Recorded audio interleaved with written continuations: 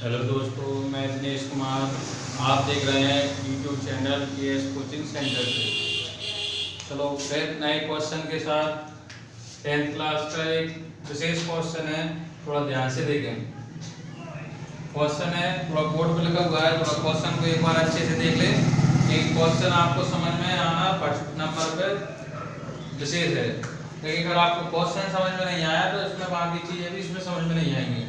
ठीक है, नहीं जो अपन ने इससे पहले जो वीडियो बनाया था उसमें आपको इसी समीकरणों को जैसे मतलब ये पहले मतलब अपन ने कैसे किया था, सबसे फर्स्ट में जो वीडियो बनाया था उसमें मैंने आपको बताया था कि यानी इस तरीके की एक समीकरण आपको दी रहेंगी और इसको आपको किस विधि से हल करना है उसमें अपन ने बता दिया था। जैसे आपसे पूछा गया है बलोपन विधि से बताना हो या प्रतिस्थापन विधि से बताना हो, इसमें ऐसा कोई निश्चय नहीं रहता। ठीक है, अब इसमें देखो क्वेश्चन को थोड़ा ध्यान से देखना क्या दिया गया है, क्योंकि अगर क्वेश्चन अगर अच्छे से समझ में आ गया तो बाकी चीजें भी आपको क्या हो जाएंगी, अच्छे से समझ में आ जाएंगी। चलो ध्यान से देखो क्वेश्चन क्या लिखा हुआ है। चलो क्वेश्चन को ध्यान से थोड़ा पढ़े। अब क्वेश्चन क्या लिखा हुआ है थोड़ा ध्यान से देखो। इसमें लिखा हुआ है देखो 2x + 3y बराबर में कितना दिया हुआ है 11, फिर दिया हुआ है और फिर लिखा हुआ है देखो 2x - 4y बराबर में लिखा हुआ है -24। इसके बाद में लिखा है को हल कीजिए और इससे m का वह मान ज्ञात कीजिए जिसके लिए अपन को ऐसा कुछ दिया हुआ है।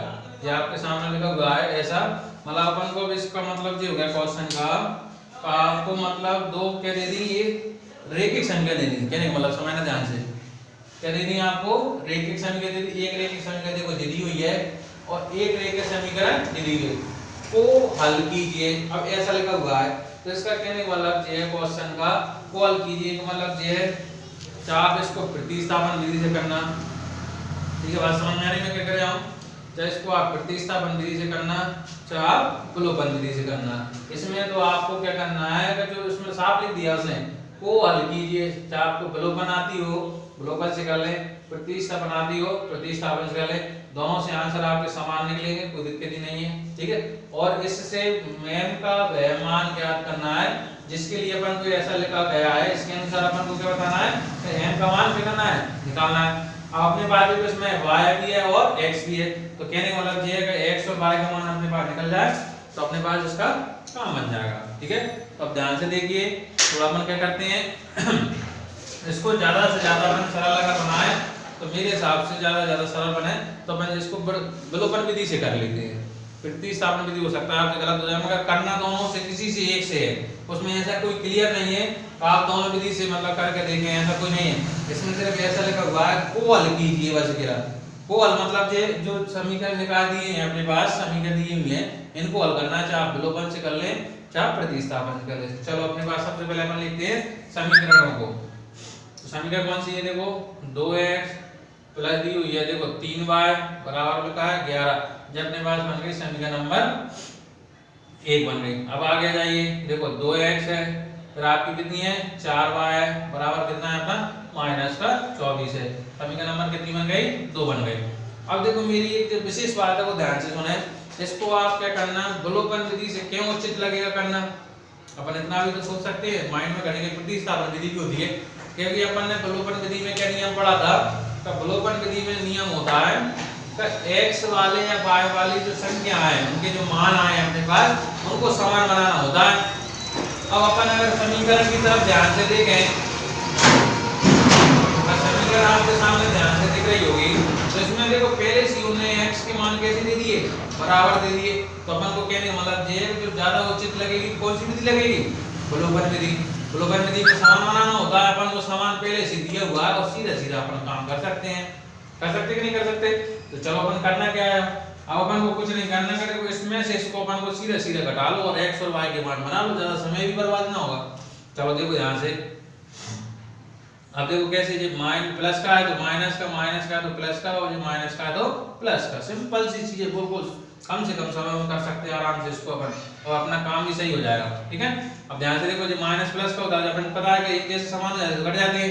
अब जे भी प्लस बात समझ में आ तो रही है, तो कहने वाला ये कि 4 और 3 कितना बन गया 7y बन गया, यहाँ पर लिख दिया कितना मैंने 7y बराबर के साथ बराबर चल रहा है। अब जे भी प्लस हो गया कहीं माइनस के प्लस बन गया वो, और ऊपर वाला भी 11 प्लस का ही है, तो प्लस प्लस प्लस ही होता है। 24 और 11 बन गए अपने कितने 35 बन गए। अब 7 बटे में पहुंचा दो, तो कहने वाला ये है कि y बराबर अपने बन गया 35 और बटे में कितना पहुंच गया 7 पहुंच गया। 7 के पहाड़े में सिंपल सी बात है, अपन 35 काट सकते हैं, वो 5 बार जाता है, तो y का मान कितना बन गया अपने पास 5 बन गया। बात समझ में आ गई अच्छे से, कितना सिंपल हो गया। देखो ज्यादा कुछ करने की जरूरत नहीं पड़ी, ना पर वो प्रतिस्थापन में दिमाग लगाना पड़ा, ना बलोपन की ज्यादा दिमाग करने की जरूरत पड़ी, सीधे सीधे सिंपल तरीका बन गया करने का। अब अपन इतना निकल गया, इसके बाद अपन बलोपन में क्या सीखा, मैंने कल नेक्स्ट वीडियो में भी बताया था कि y का मान चाहे समीकरण 1 में रखो चाहे 2 में रखो, मान तो बनेगा ही पक्का बात है, तो बना लो बस। और क्या अपन क्या करते 1 में रख लीजिएगा, ज्यादा सिंपल झंझट पाने की जरूरत नहीं है। ध्यान से लिखो बस अकेला y का मान समीकरण 1 में रखने पर, तो ये कौन सी है, देखो 2x है प्लस 3y है बराबर में कितना है 11। तो y के स्थान में अपन को 5 रख देना, बस कुछ करना ही नहीं है। तो देखो 2x तो ऐसा कैसा प्लस 3 भी ऐसा कैसा, y के स्थान मैंने कितना रखना है 5 को रखना है, तो 5 को रख दिया बराबर में 11। अब ध्यान रखना जो मान हमेशा रखा करो, जो भी ऐड है उसको स्मॉल ब्रैकेट में मतलब छोटे वाले कोष्ठक में रखा करो, ठीक है। तो 2x अब देखो प्लस 3 और 5 का गुणा कितने बन गए 15 बन गए, बराबर में कितना है 11 बन गया।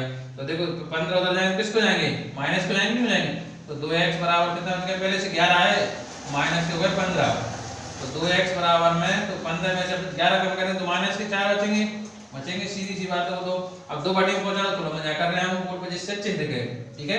तो x बराबर अपना बन गया माइनस के 4 है और नीचे कितना पहुंच गया 2 के पहाड़ में 4 कितनी बार आता है 2 बार आता है, तो x बराबर अपना कितना आ गया माइनस का 2 आ गया, ठीक है।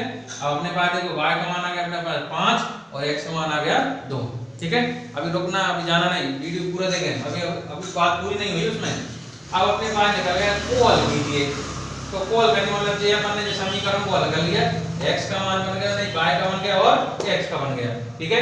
अब उसने कहा है कि m का वह मान ज्ञात कीजिए जिसके लिए, अब जिसके लिए देखो लिखा हुआ है, साफ ध्यान से देखें, जिसके लिए क्या लिखा हुआ है, तो जिसके लिए अपने पास लिखा हुआ है, इसको आराम से जान ले लीजिए, कोई दिक्कत नहीं है। तो अपन जिसके लिए क्या लिखा हुआ है साहब, देखो y बराबर mx प्लस का कितना लिखा हुआ है 3, जब तो अपने भाई m का मान लिख लेगा। चलो अब y के स्थान पर अपन कितना रखना है 5, मैंने रख दिए 5 बराबर m के स्थान पर मैं कुछ नहीं रखूंगा, कि कुछ m तो निकालना ही है, x के स्थान पर कितना रखना है 2, तो ब्रैकेट में रख के माइनस 2 रखें और प्लस का कितना है 3 है, ठीक है। अब प्लस का 3 इधर आएगा तो किसका हो गया माइनस का हो गया, तो माइनस के 3 हो गए, ये 5 के स्थान आ गए बराबर।